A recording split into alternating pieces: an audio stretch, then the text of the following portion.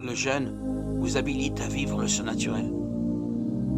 Si vous avez déjà jeûné pendant 1, 2, 3 jours et que vous souhaitez jeûner pendant 40 jours par exemple, il est nécessaire d'avoir une communion intime avec Dieu et de vivre totalement dans sa dépendance, sinon vous ne pourrez pas aller jusqu'au bout. Voyons par exemple comment fut le jeûne de 40 jours de Moïse.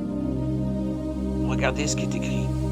L'Éternel dit à Moïse: taille 2 tables de prière comme les premières, et j'écrirai les paroles qui étaient sur les premières tables que tu as brisées. Sois prêt de bonne heure et tu monteras dès le matin sur la montagne de Sinaï. Tu te tiendras là devant moi sur le sommet de la montagne. Moïse fut là avec l'Éternel 40 jours et 40 nuits. Il mangea point de pain et ne but point d'eau. Et l'Éternel écrivit sur les tables les paroles de l'Alliance, les 10 paroles. Moïse descendit de la montagne de Sinaï, ayant les 2 tables du témoignage dans sa main.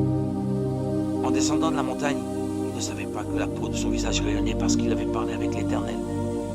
La Bible dit que Dieu a écrit les 10 commandements de son propre doigt. Et je m'imagine la gloire qui devait être présente à cet endroit.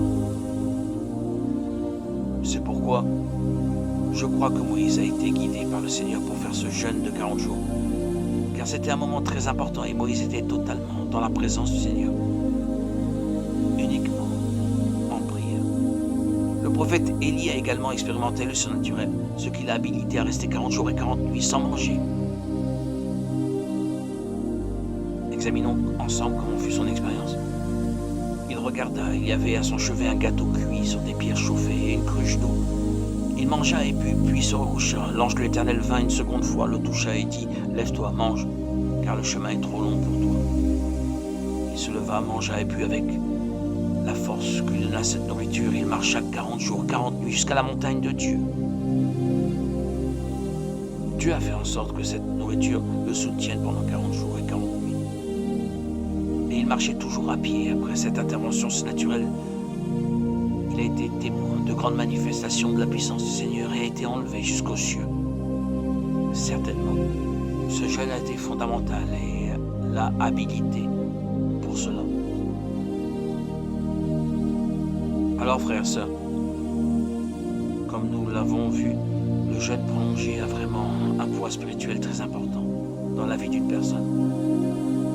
Cependant, certaines précautions doivent être prises car nous ne pouvons pas jouer avec notre corps. Je recommande de consulter un professionnel de la santé si vous souhaitez jeûner plus longtemps. De plus, lorsque vous commencez le jeûne, partagez-le avec un frère dans la foi afin qu'il puisse vous aider en cas de faiblesse physique ou spirituelle. Le jeûne n'est pas une transaction que vous faites avec Dieu où il serait obligé de vous bénir et de répondre à toutes vos prières en votre temps et à votre manière. Ce n'est pas ainsi que cela fonctionne. Dieu reste souverain, il sait ce qui est le mieux pour ses enfants. Mais certainement, il verra l'intention de votre cœur.